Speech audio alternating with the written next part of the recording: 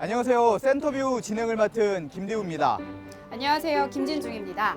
지방의회는 시민이 필요로 하는 것이 무엇인지 귀 기울이고 시민의 안전과 행복을 위해 일합니다.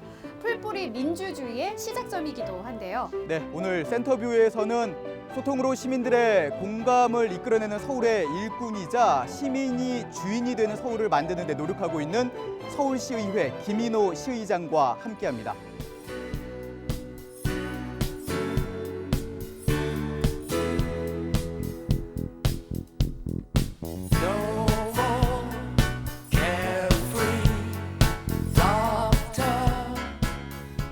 의장님 안녕하세요. 예, 안녕하세요. 안녕하세요. 예, 반갑습니다. 네. 지역에서 뵈니까 더 반가운 마음이 큰 것 같은데요. 예, 저도 아주 지역에서 뵈니까요. 너무 좋고 기쁘고 또 오늘 햇볕도 안 쬐고 네. 맑은 공기 속에서 뵈니까 더 좋은 것 같습니다. 네.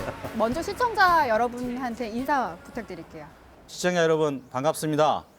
오늘 이렇게 밖에 야외에 나와서 인터뷰를 하니까 이 머리도 맑아진 것 같고 제가 특히 관심 갖고 애착이 있는 우리 배봉산에서 이렇게 시청자 여러분께 인사드리게 되어 너무 반갑습니다. 우리 시정을 이끌면서 여러 현안들이 있는데요. 오늘 이 시간을 통해서 알려드리는 그런 시간을 갖도록 하겠습니다. 네. 짧게 인사를 좀 해주셨는데 의장님의 의정 활동 잠시 좀 돌아보고 좀 넘어갈까 합니다. 시작을 예. 할까 하는데 8대 때부터 그리고 9대 그리고 10대 때까지 서울시 의원으로 활동을 해오시고 계시잖아요. 예, 그리고 얼마 전에는 서울시 의장으로 당선이 돼서 지금 이 자리에서 저희와 함께 또 얘기도 나누시고 계신데 예. 10년이죠? 시간으로 예. 치면은? 예, 10년이면 네. 뭐 강산도 변한다고 그러는데 그렇죠. 10년 차 네. 접어들었습니다. 접어들었고 또 이렇게 10년 차 의정 활동할 수 있도록 우리 지역구 의원님들이 선택해 주신 덕분이라고 생각합니다. 말씀해 주신 대로 강산도 변할 수 있는 시간이지 않습니까? 이 시간 동안 의정 활동 하시면서 정말 많은 점을 좀 느끼셨을 것 같거든요.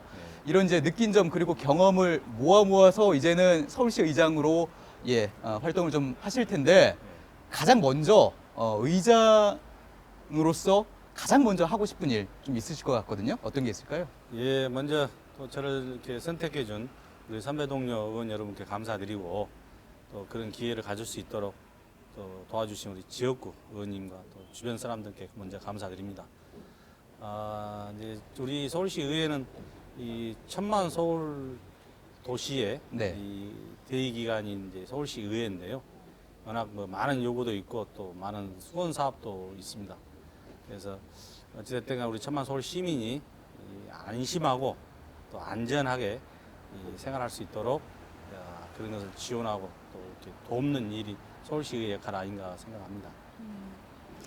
의원님께서 워낙 소통을 중요시 생각하는 분이시기 때문에 네, 그렇죠. 시민과의 소통, 또 의원들과의 소통 어떻게 이끌어 나가실지 또한 기대가 되는데요.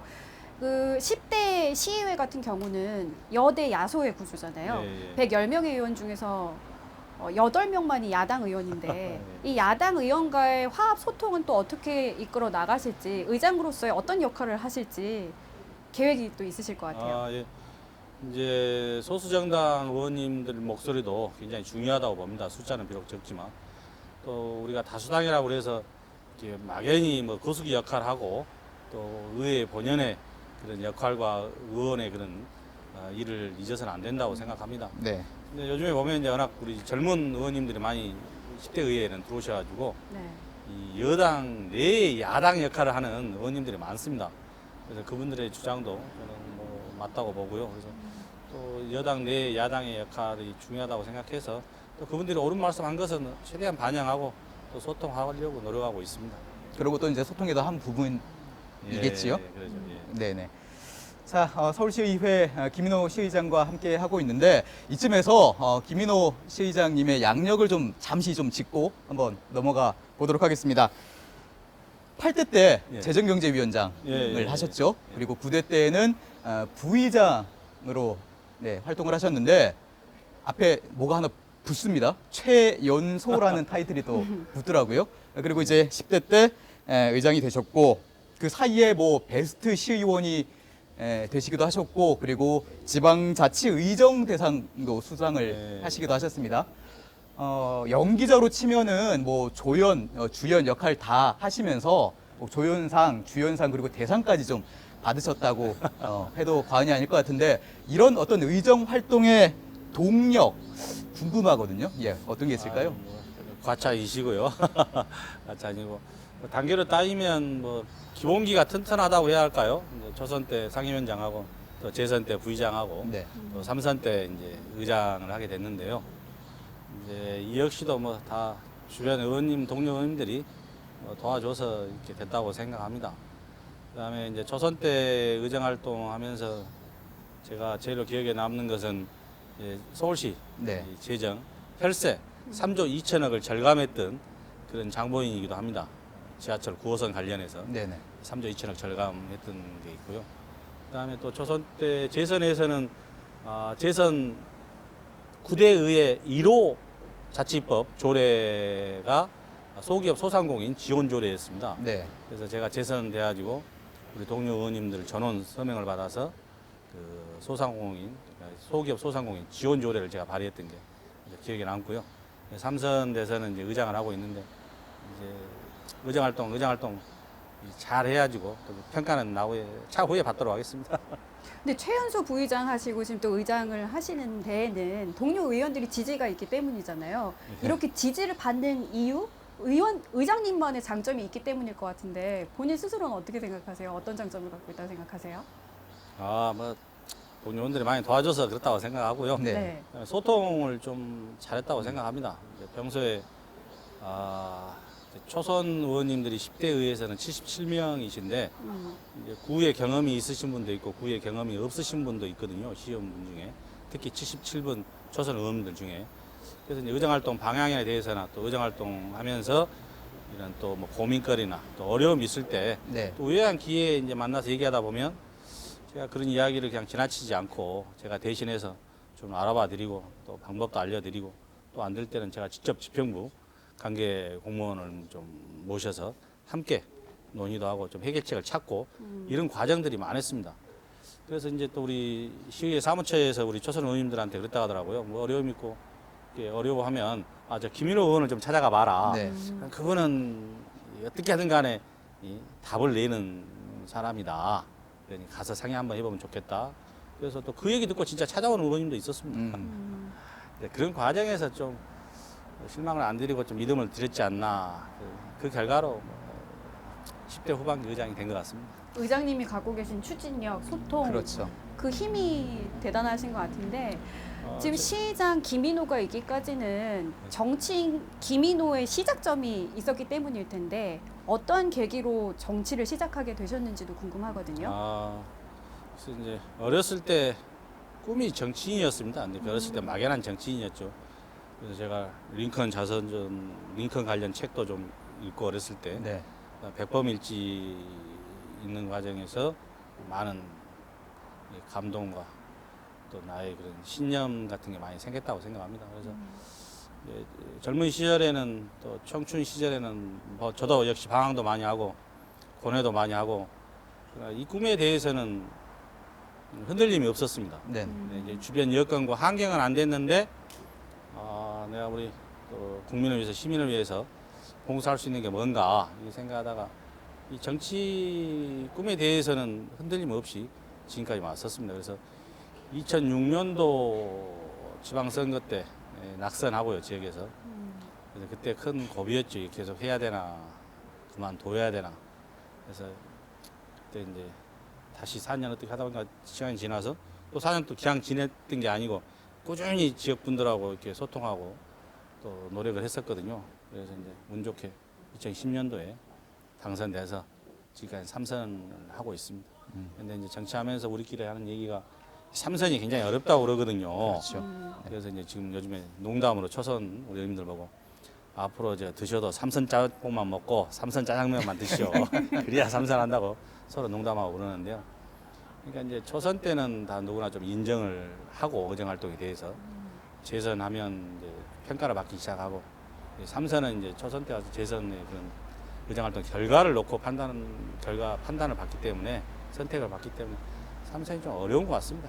3선은 잘해도 욕먹고 못해도 욕먹는 것이 3선이라는 그런 얘기들 하시더라고요.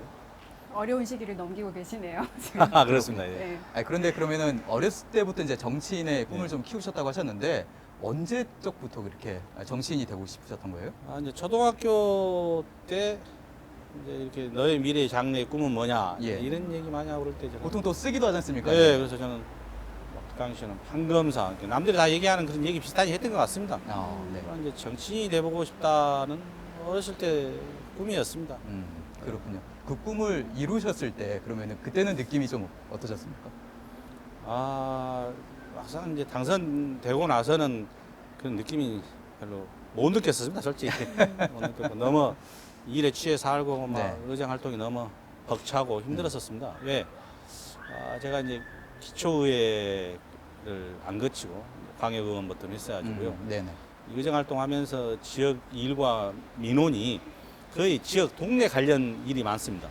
그래서 제가 기초의원을 안 했어가지고 그런 일 처리하는 데 있어서 좀 애를 먹었죠. 한 2년 동안은. 네. 그래서 요즘에 이제 젊은 친구들과 또 누군가가 이렇게 지방의원을 하고 싶어 할 때 구의원부터 할까요? 시의원부터 할까요? 이렇게 좀 서로 이렇게 좀뭐 자문을 구하는 분들도 계신데 그때 저는 이렇게 얘기합니다. 굳이 구의원을 뭐 두세 번 할 필요는 없지만 기회가 된다고 그러면 꼭 구의원, 기초의원 한번 거치는 것이 좋겠다. 이런 조언을 하죠. 그래서 요즘에 이제 중앙 무대에서 국회의원 되신 분들도 기초의원, 강역의원, 그다음에 국회의원 하신 그렇죠, 분들도 네. 많지 않습니까? 예. 그래서 요즘에 이 풀뿌리 민주주의 시대에서 그게 맞다고 저는 생각합니다. 다양한 또 경험과 예, 어떤 예, 이런 그러죠. 경륜을 예. 쌓고 올라가는 것도 예, 상당히 좀 긍정적인 부분이 있을 것 같아요. 예, 맞습니다. 예. 어쨌든 이런 여러 가지 이제 정치적인 활동도 하시면서 정치인으로서의 삶을 좀 살아오고 계신데 특별한 어떤 터닝 포인트, 인생의 결정적인 순간이 좀 있으셨을 것 같거든요. 예. 누구나 다 있지 않습니까? 그래서 김인호 시의장의 어떤 이런 터닝 포인트를 저희가 사진으로 좀 준비를 했는데 사진 좀 보면서 볼까요? 네. 한번 얘기 나눠보도록 하겠습니다. 자, 이 자, 이 사진이네요. 네. 네. 어떤 사진인가요? 제가 초선 때 첫 시정 질문했던 사진 같은데 네. 이 사진을 제가 개인적으로 좋아합니다. 실제 인물보다 잘 나온 것 같아요. 이 시정 질문 자리에서 어떤 질문을 하셨을까요? 그때 서울산업통상진흥원의 해고 관련 직원들 해고 관련 문제가 좀 있었었거든요. 네. 그래가지고 그때 이제 무단 좀 강제 사표 종용 이런 일들이 있어가지고 이제 그 민원 받아서 제가 문제 해결하다가 안 돼서 시정 질문까지 갔던 네. 기억이 있습니다. 결국에는 그분들이 승소이겠죠. 무단 해고가 부당하다는 노동 쟁의 쪽에서 예. 이렇게 아마 이쪽 노동자분들은 그 SBA 직원분들 손을 네. 들어줬던 것 같습니다. 그래서 제 주장이 예. 옳았다고 그때 결론적으로. 그러셨군요. 네. 시정 질문 하신 이 순간이 터닝 포인트가 됐다고 하시는 거잖아요. 어떤 보람을 부분에서? 느꼈죠. 이제 그때 이 일로 인해서 좀 더 주변에서 관심을 갖고 그분들에 대한 이렇게 이야기도 귀 기울여주고 예.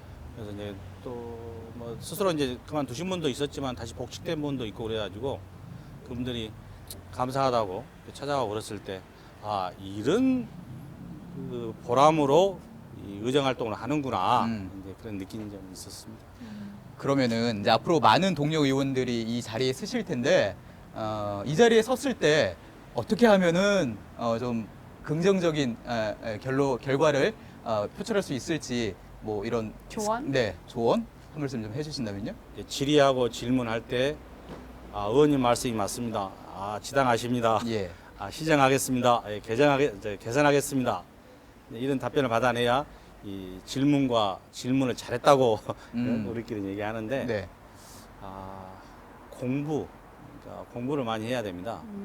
공부해서 질의하고 질문해야 그러니까 질문과 질의를 잘해야 그게 잘된 답변이 옵니다. 예. 네.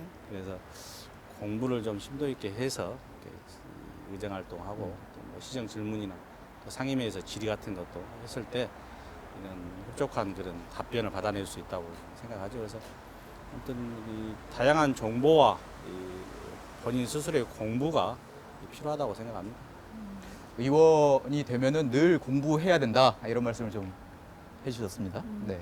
10대 서울시 의회도 이제 후반기를 맞이를 했습니다. 예, 예. 앞으로 서울시 의장으로서 서울시를 견제 감시하고 또 예산 관련한 심사 처리를 하고 또 조례를 제정하고 이런 의회 활동의 중심에 계실 텐데요. 후반기에 염려되는 부분도 있으실 것 같아요. 지금 박원순 시장의 유고로 인해서 9개월 동안 부시장의 임시 권한 대행 체제로 갈 수밖에 없는 상황이고 박원순 시장이 역점적으로 추진했던 사업들이 과연 동력을 갖고 추진될 수 있을까라는 질문을 던질 수밖에 없는 시점인데요. 의회 차원에서 대책이라든가 계획을 또 준비하고 계신 부분이 있을 것 같아요. 예, 이제 우리 서울시 시장님의 유고라는 초유의 사태가 생겼는데요. 그래서 이제 시의회의 역할이 이제 견제와 감시를 크게 이렇게 얘기를 하는데, 이제는 이 협력과 협조를 하는 그런 예. 시의회가 돼야 한다고 생각합니다. 그래서 지금 대행 체제로 가고 있는데, 네. 이 대행 체제 하에서는 이렇게 이제 일부시장께서 지금 대행 체제로 가고 있는데, 할 수 있는 일이 좀 명확히 법률에 좀 정해져 있습니다. 그래서 지금 이 상황에서 기존에 추진해왔던 우리 시책 사업은 흔들림 없이 가야 한다고 생각합니다. 그다음에 이제 복지 정책에 대해서 우리 전임 시장님께서 많은 관심을 가지셨는데 또 성과를 많이 낸 것도 사실입니다. 그래서 그런 복지 정책에 대해서는 또 사업에 대해서는 네. 꾸준히 흔들림 없이 가야 한다고 생각하고요. 그다음에 지금까지 그 많은 분들이 염려 걱정 해왔는데 이 코로나 19 예. 이걸 제일로 지금 서울 시민들과 또 전 국민이 이 어려운 시기를 보내고 그렇죠. 있습니다. 네. 그래서 이 코로나 방역과 확산 방지, 그다음에 더 나아가서는 최대한 빨리 코로나 종식을 시키는데 우리 서울시 의회에서도 협력하고 협조해야 한다고 생각합니다. 어찌 보면은 가장 어려운 시기에 네, 그렇죠. 서울시의회, 대한민국 수도 서울의 시의회 의장을 맡아서 어깨가 좀 무거우실 것 같기는 한데 시의회 의장이 되셨을 때 그때 기분 좀 여쭤봐도 될까요? 네. 예, 처음 의장이 됐을 때는 그 순간 기뻤습니다. 기쁘기도 했고 그런데 이제 코로나 전국이었고 또 좀 며칠 지나서 또 시장님의 요구라는 그런 일을 이렇게 겪게 돼가지고요. 예. 이제 기쁨보다는 이 책임감이 네. 많이 느껴졌습니다. 그래서 아무튼 우리 서울 시민들이 안심하고 생활할 수 있도록 서울시 역할을 제대로 해야 한다고 생각하고요. 그다음에 지금 민생 경제가 굉장히 어렵지 않습니까? 어렵죠. 소기업 소상공인 예. 코로나로 인해서. 그래서 이제 4차 추경을 서울시에서 지금 추진하고 있는데요. 아무튼 코로나 추경이라고 그러는데 어떻게든 간에 우리 서민 경제 민생을 빨리 회복하는데 우리 서울시 의회에서도 적극 나서도록 하겠습니다. 예. 그때 이제 시의장에 도전을 하실 때 공약을 내걸으신 게 있으시잖아요. 저희가 좀 살펴봤더니 정책 입법 중심의 의회 조직을 좀 구성을 하겠다. 그리고 의원, 동료 의원들의 현장 중심의 의정 활동을 또 지원을 하겠다 이렇게 좀 말씀을 하셨어요. 여기에 이제 의원회관에 110 센터를 설치를 하고 의정 활동 지원관을 도입을 하겠다 여러 가지 이런 공약들을 내걸으셨는데 이런 공약을 내거신 취지가 좀 있으실 것 같고 이런 공약을 실현하시기 위해서 앞으로 계획하시고 계신 게 좀 있으실 것 같거든요. 말씀 좀 해주신다면요. 예, 이제 지방분권, 자치분권은 시대적 과제라고 생각합니다. 예. 우리나라가 더 발전하기 위해서는 이 자치분권이 실현돼야 한다고 생각하고요. 그 연장선상에서 이제 그 지방자치법이 개정돼야 한다고 생각합니다. 지금 현재 지방자치법 전부 개정안이 국회에 발의되어 있는데 이게 개정이 돼야만이 이제 우리 지방의회의 인사권 독립이라든가 여러 현안들이 해결될 수 있습니다. 그래서 네. 이제 제가 해야 할 일은 우리 지방자치법을 개정시켜서 우리 110분의 시의원님들이 50조가 넘는 예산을 심의하고 관리감독하는데 1인당 따지면 한 4천억 정도 예산 심의와 예산 관리감독을 하고 있습니다. 네. 그런데 이 지원관이 한 분도 없다는 것은 혼자 그 일을 다 하고 있다는 것은 굉장한 많은 경무에 휘달리고 있는 것이죠. 그래서 이 지방자치법이 빨리 개정돼서 정책 보좌관 지원도 해야 되고 또 의회 인사권 독립으로 인해서 좀 더 역량이 있는 이 직원들을 뽑아서 의회가 발전할 수 있도록 해야 한다고 생각합니다. 그래서 제가 선거 과정에 뭐 여러 공약을 했는데 이제 정책보장안제 도입 이건 네. 법이 개정돼야 할 일이기 때문에 법이 개정될 수 있도록 최선의 노력을 다하고요. 그다음에 이제 소통을 중요시해서 이 회기 중에 이제 본회의가 없는 날은 의원회관으로 제가 출근을 하겠다. 네. 그래서 이제 엘리베이터를 함께 타고 다니는 이제 그런 의장이 되겠다. 이제 소통을 강조한 거고요. 그래서 예. 의원회관에 자주 가려고 그럽니다. 가서 이제 의원님들하고 편하게 좀 뵙고 이제 그런 일환에서 그런 공약을 했었고요. 앞서 말씀하신 110 센터라는 게 어떤 기능을 갖고 이제 있는 그게 센터인지 우리 궁금한데요. 의원님들 이제 민원 네. 접수해서 민원을 처리하는 그런 미팅의 자리를 만들겠다. 그래서 의원회관에다가 이제 110센터 얘기가 이제 저도 우리 평의원들하고 똑같이 우리 평의원님들하고 똑같이 의원실을 하나 써서 아, 네. 회기 때는 거기서 쉽게 회기 때는 의원님들이 굉장히 바쁘거든요. 그래서 뭐 상의하고 뭐 건의하려고 해도 뭐 본회의장까지 오기가 쉽지 않습니다. 네. 그래서 의원회관에 저도 똑같이 의원실을 하나 사용해서 의원님들을 쉽게 접하고 좀 의원님들의 어려운 고충 같은 것을 듣겠다는 그런 취지입니다. 일종의 그러면은 120 다산 콜센터 예, 역할을 120 하시겠다는 예, 거죠. 또 뭐 그런 네. 취지의 이야기입니다. 너무 많은 동료 의원분들이 찾아오시면은 네, 난감하시지 않을까요? 그런데 이제 우리 의원님들이 10대 의회에 입성하기 위해서 2년 전에 예. 이 많은 지역 주민과 공약하고 약속을 했거든요. 음. 근데 그 약속과 공약을 이행하기 위해서는 혼자 힘으로는 어려운 것들이 너무 많습니다. 근데 그 공약 중에는 단기로 끝내야 할 그런 공약 내용도 있지만 또 장기 계획을 세워서 그렇죠. 처리해야 할 내용도 있고. 그러나 저는 우리 의원님들의 공약과 약속이 다 이행이 되면 그게 곧 이제 그 지역 주민한테 돌아가는 편익과 또 전체 우리 천만 서울 시민에게 돌아가는 편익이 있다고 생각합니다. 그래서 우리 의원님들의 공약 실현을 위해서 제가 조력하는 그런 의장이 되겠다고 약속도 했었죠. 앞서 지방의회 수건 사업 중에 하나인 지방자치법 전부 개정안 관련된 네. 말씀을 해주셨는데 지난 9대에 이어서 10대에서도 주요 추진 과제로 잡고 계신 것 같아요. 예, 그렇습니다. 근데 이 부분이 지난 2018년 2월에 국회에 제출이 됐지만 20대 국회가 마무리되면서 네. 폐기된 부분이 있잖아요. 그렇죠.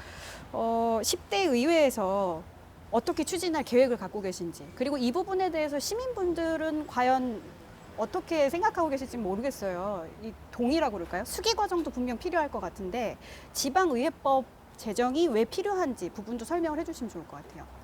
네, 우리 서울시 의회에서 이제 그 지방 분권 관련해서 이제 TF 팀도 꾸려져 있고 그래서 그 많은 수기 과정을 거쳤다고 생각합니다. 그다음에 네. 많은 노력도 해왔고 근데 그 결과로서 이제 또 21대 국회에서 지금 지방자치법 개정안을 발의했고 또 잘하면 올해 통과도 지금 예측하고 있습니다. 예. 그러나 이제 지방자치가 정착이 돼야만이 그런 이익과 편익은 다 우리 시민에게 돌아간다고 생각합니다. 그래서 지방자치 역사가 이제 내년이면 30년 돼가지만은 지방자치를 실시함으로 인해서 이 우리 국민과 또 서울 시민의 그 눈높이에 맞게 이 모든 행정과 또 이런 시책 사업들이 좀 꾸려졌다고 생각합니다. 그냥 말로 문턱이 많이 낮아졌다고 해야죠. 네네. 전에는 지방자치 시행 이전에는 참 뭐 예를 들어 구청, 시청 가서 참 이렇게 관계자들 뵈려고 그러면 너무 힘들었지만 지금은 다 우리 지방 의원님들 통해서 그 우리 주민들의 시민들의 그런 고민과 애로사항과 또 민원을 받아서 이렇게 처리하고 그래서 이 지방자치가 그게 더 확고히 또 주민을 위해서 그런 게 시행돼야만이 주민을 위해서 좋다고 생각합니다. 그래서 이 법이 개정돼야 더 확실한 그런 네. 주민에게 편익이 돌아가는 그런 제도가 돼야 한다고 생각합니다. 코로나19 얘기 잠시 좀 해보고 넘어갈까 네. 하는데 아까도 의장님께서 말씀하셨지만 전 세계적으로 코로나19 때문에 상당히 좀 어렵지 않습니까? 서울도 마찬가지고 특히 이 골목 경제, 지역 네. 경제 뭐 문 닫는 점포도 많고 정말 상인분들 어려움을 좀 호소하시고 계신데 이런 어려움을 조금이라도 이제 극복하기 위해서는 어떤 중장기적인 경제 정책이 좀 필요할 것 같거든요. 어떤 중장기적인 경제 정책이 서울에 좀 마련이 돼야 바람직하다고 보시는지 그리고 이런 중장기적인 경제 정책이 실현되기 위해서 시의회 차원에서 어떤 노력을 좀 펼치실지 좀 여쭤볼게요. 예, 우리 서울시에서 지금 이제 4차 추경을 논하고 있거든요. 예. 이제 제가 알기로는 이제 4차 추경 한 1,500억 정도 지금 예상하고 있는 걸로 알고 있습니다. 이 역시 이 코로나 추경이라고 그러는데요. 일단 뭐 방역과 그다음에 이제 코로나 이 확산 방지를 위한 그런 그 위생과 질병 예방 그런 추경이라고 그러는데요. 어쨌든 간에 이 코로나가 종식돼야만이 이 경제 활성화와 그렇죠. 또 민생 경제가 돌아간다고 생각합니다. 그래서 저 추경이 뭐 4차 또 추경이 벌써 논하고 있냐 이런 얘기도 일부에서는 있는데요. 그래도 추경은 해서 어려운 분들에게 조금이나마 혜택이 돌아갈 수 있도록 우리 시의회에서도 노력하도록 하겠습니다. 실질적으로 서민들을 위한 생활 밀착형 제도, 정책을 또 구상하고 계신 부분이 있으실 것 같아요. 어떤 것들이 좀 필요하다고 보고 계신가요? 그래서 이제 소기업 소상공인 지원에 있어서 그런 이제 이렇게 단체나 소기업 소상공인들이 쉽게 해서 마스크, 그다음에 소독 용품 이런 지원이 저는 제대로 안 된 것도 있었는데 꾸준히 지금 그걸 예산을 확보해서 지원을 하고 있는 걸로 알고 있습니다. 그래서 네. 좀 사람들 뵙고 만나고 그러는 데 있어서 요즘에 이제 좀 뭐 사회적 거리두기도 좀 완화됐다가 다시 또 강화되고 그러는데 그럼 완화됐을 때 뭐 그런 다 공급으로 인한 그걸로 인해서 좀 안심을 하고 또 방역을 했기 때문에 그런 모임들이 이루어지고 있다고 생각합니다. 그런 차원에서 지원을 해야 한다고 생각합니다. 이렇게 이제 코로나19가 장기화되면서 서울시가 시범적으로 추진하고 있었던 이 찾아가는 청춘극장 사업이라는 예. 게 있었는데 이것도 좀 제동이 좀 걸리지 않습니까? 뭐 의장님께서도 이 찾아가는 청춘극장 더욱더 활성화돼야 된다 이런 말씀도 하신 적이 있으신데 예. 상당히 좀 안타까우시겠어요. 아, 예, 굉장히 그 인기 있는 그런 프로그램이었죠. 예. 근데 그게 이제 찾아가서 이제 뭐 어르신들을 모시고 하는 그런 행사 프로그램이었는데 이 코로나 때문에 다 중단된 상태입니다. 그래서 코로나만 종심되면은 또 우리 어르신들을 위한 그런 즐거운 이 프로그램들이 뭐 다시 될 거라고 생각하고 예. 있습니다. 이런 프로그램들이 좀 많이 좀 마련됐으면 하는 개인적인 바람이 좀 있으실 것 같거든요. 예, 그렇죠. 이와 연계해서 그러니까 경로당을 찾아가서 하는 사업이었잖아요. 근데 예. 코로나19로 부득이하게 찾아갈 수가 없으니 사업이 추진이 제대로 못된 부분도 있을 것 같은데 이런 방법 외에 복지 사업 관련해서 추진할 수 있는 다른 사업 관련해서 구상하고 계신 게 혹시 있으실까요? 그래서 시에서 여러 프로그램들을 많이 가동하고 또 준비하고 있는 걸로 알고 있습니다. 근데 제가 이제 전반적으로 다 파악할 수가 없어서 그러는데 또 코로나만 뭐 종식되면 예. 아주 뭐 많은 그런 행사와 프로그램이 많이 쏟아질 걸로. 하루빨리 코로나19가 좀 종식이 돼야 종식되기를 될 텐데요. 그러니까요. 네. 기대를 좀 해보도록 하죠. 네.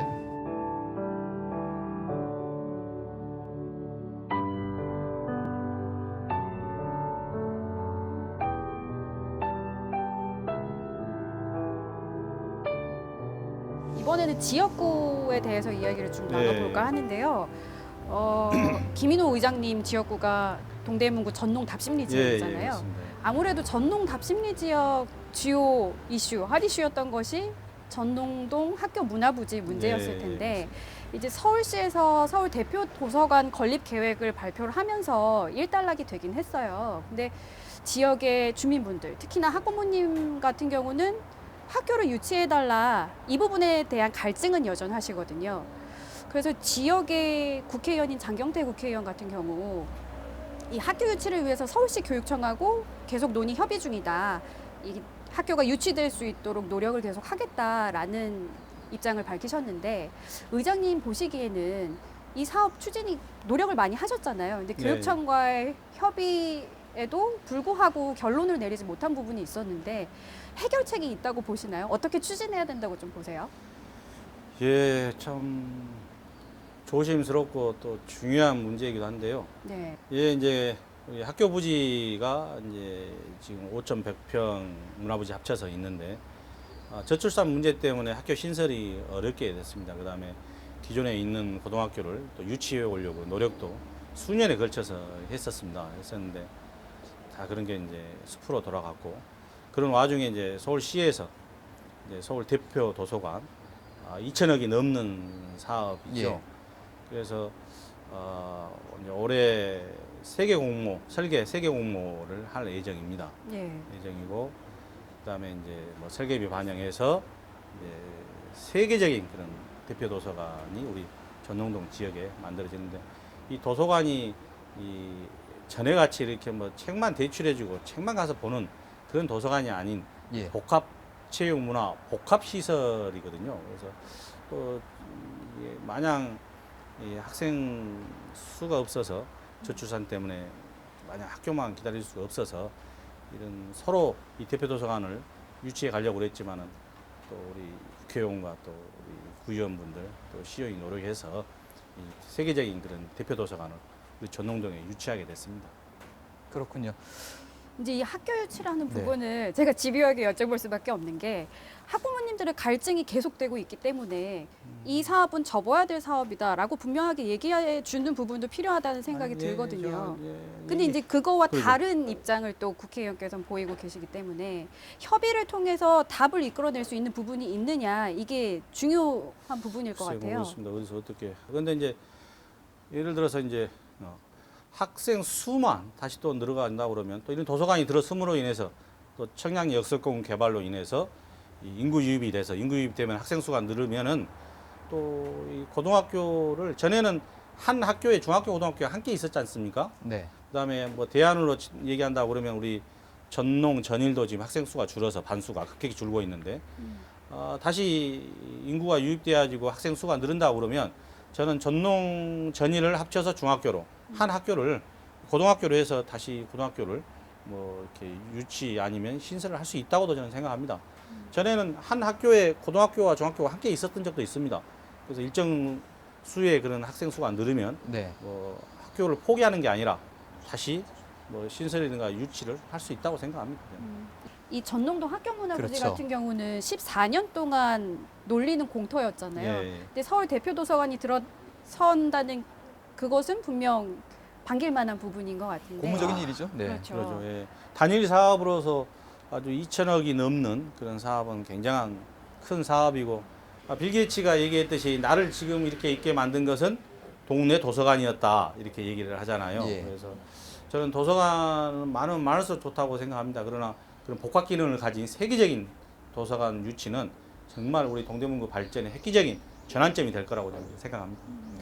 이런 뭐 말씀하셨던 학교 유치 그리고 도서관뿐만 아니라 더 많은 지역 현안들도 있지 않습니까? 예, 그리고 이런 지역 현안을 해결하기 위해서는 뭐 번쩍이는 아이디어도 필요할 거고 그리고 예산도 좀 무엇보다 필요하지 않을까 생각을 하는데 어떤 지역 현안이 있고 이런 지역 현안을 해결하기 위해서는 어떤 것들이 좀 필요하다고 좀 보시는지 여쭤보죠. 예, 지금 분당선이 원래 종착역이 청량리 역까지였습니다. 네. 그런데 이제 지금 현재는 왕십리 역까지 종착역이 돼 있었죠. 근데 우리가 노력을 해서 일부를 시간대별로 청량역까지 연장 운행을 시켰습니다. 예. 그러나 더 노력을 해서 이제 전 시간대에 이 분당선이 청량역까지 와야 한다고 생각을 하고요. 또 그 노력을 지금 하고 있고. 그다음에 우리 지역에서 관심 참 많은 이 면목선 경전철 관련해서도 전임 시장님께서 2022년 이제 민간투자 사업에서 재정투자 사업으로 전환을 했습니다. 그래서 지금 현재 국토부 승인 과정만 남았고요. 뭐 국토부 승인이 떨어진다 그러면은 2022년에 착공 계획을 가지고 있습니다. 이 면목선 경전철 사업 같은 경우는 전농동, 장안동, 서울시립대 뭐 이러한 예, 그 예. 동대문구의 여러 구간을 지나기 때문에 주민분들 관심 기대가 크신 것 같아요. 예, 그래서 연구 용역에서도 나왔습니다만은 BC가 이제 나오고요. 그다음에 이제 청량리가 분당선과 GTX BC 노선, 그다음에 간북 횡단선, 이 면목선. 그러면 정말 이 사통팔달 우리 이 서울에서 전에 청량리역 하면 부도심으로서 그 명성이 대단했죠. 근데 지금은 청량리역 하면 그 명성이 사라진 지 오래됐습니다. 네. 그래서 다시 이 부도심으로서 아니면 서울의 중심 지역으로서 다시 떠오르고 있다고 저는 생각합니다. 제가 기억하기로는 이 면목산 경전철 사업이 2007년에 계획이 발표됐는데 예. 이게 민자유치 사업이다 보니까 좀 지지부진하게 끌어오는 부분이 있었고 의원님께서도 의장님께서도 중간에 이 계획을 좀 전환할 필요가 있다라는 문제 제기도 하셨었잖아요. 그렇습니다. 예. 근데 과연 지금까지 좀 지지부진했던 사업이 2022년에 착공에 들어가서 계획대로라면 2028년 완공이 과연 가능할 것인가? 전략적으로 어떻게 접근해야 될 필요성이 좀 있다고 보세요? 민간 투자 사업으로 했다고 그러면은 민간에서는 이익을 우선으로 하기 때문에 이게 많이 더뎠다고 생각합니다. 전에 저 포스코에서 그 이 사업을 수주할 뻔도 했는데 이제 입찰해서 안 됐었죠. 그래서 이제 여러 이유가 지금까지 진행이 안 됐던 게 있습니다. 그래서 그게 이제 민간 투자 방식으로 하다 보니까 사업성은 있는데 민간 업자가 안 나타나서 그런 건데, 그래서 이제 우리 전임 시장님께서 많은 고심 끝에 이 재정 사업으로 하기로, 왜 이 수요는 있고 또 꼭 교통 우리 쭉 주민을 위해서는 해야 할 사업이어서 우리 시장님이 재정 사업으로 전환했다고 생각합니다. 그때 제가 주장하기도 민간 투자 사업이 아니라 이 재정 사업으로 전환을 해야 한다는 그런 주장도 제가 하고 그랬었습니다. 그러니까 서울시 재정 사업으로 네. 전환되기 때문에 예산이 가장 큰 예. 숙제일 것 같아요. 이 사업이. 이제 예산이라는 것은 뭐 주민 내는 세금이니까 주민한테 돌아가는 게 맞다고 저는 생각합니다. 그렇군요. 자, 뭐 또 하나 지역 현안 중에 교통과 관련된 게 있지 않습니까? 바로 이제 청량리역을 수도권 광역 교통의 허브로 만들겠다, 이런 사업이 추진되고 있고, 실제 올해 4월에 이제 관련 연구 영역이 착공에 들어가면서 주민들의 기대감이 좀 더 커지고 있는 분위기인데, 청량리역이 이렇게 수도권 광역 교통의 허브가 된다면은 상당한 변화가 좀 있을 것 같거든요. 네. 예. 지금 상상 한번 해보십시오. 우리 여의도 63빌딩이 크게 느껴지는데, 네. 우리 청량리 역을 중심으로 해서 그런 63빌딩 같은 건물이 4동이 또 들어서고, 여기에 준하는 그런 주상복합 건물들이 굉장히 많이 들었습니다. 네. 그래서 일각에서는 우리 동대문구가 이 청량역을 중심으로 해서 이 천지 개백을 하고 있다. 네. 네, 이런 표현까지 나오고 있는데요. 청량역을 중심으로 해서 우리 동대문구가 굉장한 발전해 갈 거라고 생각하고 있습니다. 네. 네, 지금까지 의장님과 함께 서울시 그리고 지역에 관한 이야기를 나눠봤는데요. 앞으로 서울시가 변화에 대한 계획, 준비를 해야 되는 시기라고 생각이 듭니다. 내년 4월이면 새로운 시장을 뽑아야 되는 보궐선거가 또 있기 때문인데요. 의장님께서 10대 시의회를 이끌어가는 수장으로서 내년 그리고 장기적으로 앞으로 갖고 계신 계획이 있을 것 같아요. 예, 이제 뭐 시장님 유고라는 이런 상황에서 그래도 이제 시책 사업은 지금까지 그 시민들과 약속이고 또 추진했던 네. 사업이니까요. 그 추진했던 사업과 계획된 사업은 흔들림 없이 가야 한다고 생각을 합니다. 그다음에 이제 내년 4월에 뭐 새로운 시장님이 오실 것 같은데, 또 이제 거기에 맞게 또 우리 시민을 위한 그런 뭐 시책 사업이나 또 뭐 계획을 뭐 짜서 뭐 진행을 해야 할 것 같고요. 어쨌든 간에 지금 상황에서 우리 서울시가 흔들림 없이 행정 공백이 없이 나갈 수 있도록 시의회에서 이렇게 역할을 제대로 해야 한다고 생각합니다. 지금까지 쭉 말씀하시면서 강조하시는 단어가 좀 있으신 것 같아요. 한 2개 정도 저는 캐치를 했는데, 시민 그리고 소통, 네. 이 단어를 많이 좀 쓰셨더라고요. 그만큼 이제 늘 시민을 이제 뭐 생각하시면서 좀 의정 활동을 펼치시기 때문에 이렇게 좀 이런 단어를 좀 자주 사용하시는 거 아닐까 싶은데, 그만큼 천만 서울 시민들도 늘 의장님께 응원을 좀 할 것 같습니다. 이런 시민분들에게 응원 그리고 희망의 메시지를 좀 주는 시간을 잠시 갖고 넘어갈까 하는데, 특별하게 음악으로 한번, 노래로 한번 이런 응원의 메시지를 좀 전달을 해보죠. 네. 혹시 추천해 주실 만한 곡이 좀 있으실까요? 제가 음치여서 노래는 잘 못 부르는데요. 음이 있는 노래가 있습니다. 네. 있을 때 잘해. 있을 때 잘해. 잠깐 듣고 와볼까요? 네. 있을 때 잘해 후회하지 말고 있을 때 잘해 후회하지 말고 있을 때 잘해 흔들리지 말고 있을 때 잘해 흔들리지 말고 가까이 이 있을 때 잘해. 이 음악 추천하신 이유가 있으실 것 같아요.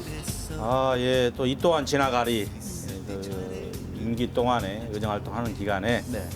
후회하지 않고 저희 지역 주민에게 우리 천만 서울 시민을 위해서 있을 때 잘하겠다는 그런 의미가 내포되어 있습니다. 여러 가지- 본인에게 네. 하시는 말씀이신 거예요, 그러면? 예, 제가 잘해야죠. 아, 저는 다른 누군가에게 하는 얘기일까 이렇게 생각했는데 아, 그러시군요. 알겠습니다. 이렇게 이제 노래까지 또 추천을 해주셨고 네. 지금까지 서울시의회 김인호 시의장과 함께 서울에 대한 이야기 그리고 서울시의회에 대한 얘기를 좀 나눠봤습니다. 예, 오늘 감사합니다. 함께하신 소감 끝으로 짧게 좀 여쭤볼게요. 예, 또 바쁜 시간 내주셔서 너무 감사드리고요. 코로나19로 인해서 이 전 국민과 또 서울 시민 여러분께서 너무 힘든 시기를 보내고 있습니다. 이럴 때일수록 우리가 함께 힘을 합쳐서 이 어려움을 극복해야 한다고 생각합니다. 네. 우리 서울시의회에서도 우리 서울 시민만 또 국민만 바라보고 의정 활동에 전념하도록 하겠습니다. 예, 고맙습니다. 앞으로도 서울 시민과 함께하는 든든한 의정 활동 그리고 시민들의 건강과 안전을 최우선적으로 여기는 그런 의정 활동 기대를 해보면서 오늘 센터뷰 모든 순서 마치도록 하겠습니다. 오늘 나와주셔서 고맙습니다. 예, 감사합니다. 예. 감사합니다.